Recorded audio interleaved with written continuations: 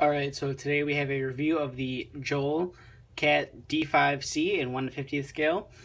This model is no longer produced. I believe it was produced back in the 90s when Joel had the Caterpillar license. Overall, it's a nice piece. I picked mine up from a friend at the DHS open house. I got it for a relatively good price, I feel. It's definitely worth it if you are looking to buy a small finishing dozer or just looking for a small dozer to add to your collection. So without further ado, let's get straight into the review.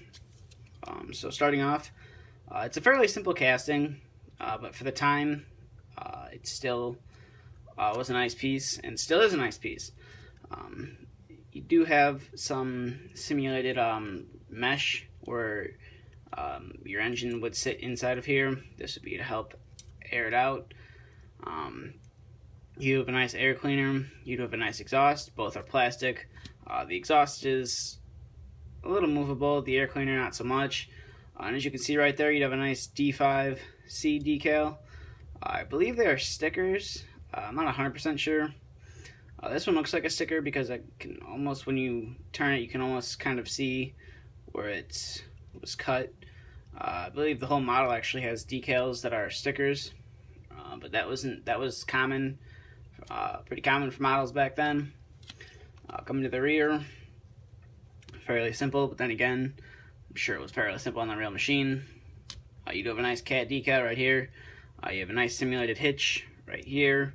I'm guessing you have some filler caps on the back. I'm not too familiar with the D5, so sorry if I'm getting some things wrong here. Coming to this side, almost the exact same.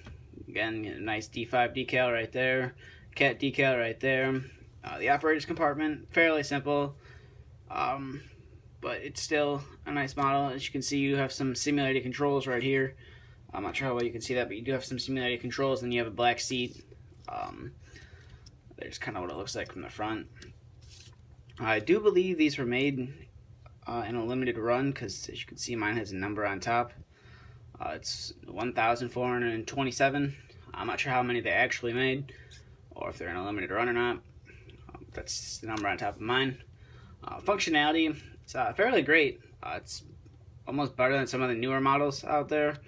I've heard people say this is one of the best blades out there, but that's how high up it goes. And then that's how low it can. You can lower the blade. Cylinders are very stiff as well. You have nice side-to-side action. I'm not quite sure what this cylinder is for. Right here, I haven't really figured out how to work it.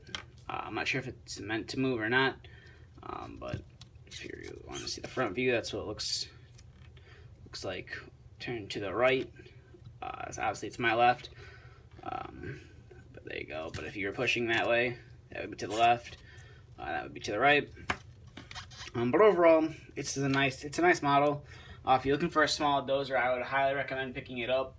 It does have rubber tracks that, over time, if you don't move them, they do kind of form into they kind of stick into that position. So when you move them, you just gotta be really careful. Sometimes the tracks do tend to dry rot since they are rubber. Mine do have a little bit of a shine on them. I'm not sure if that's just oil or what, but it doesn't really bother me because, again, it just sits on my shelf.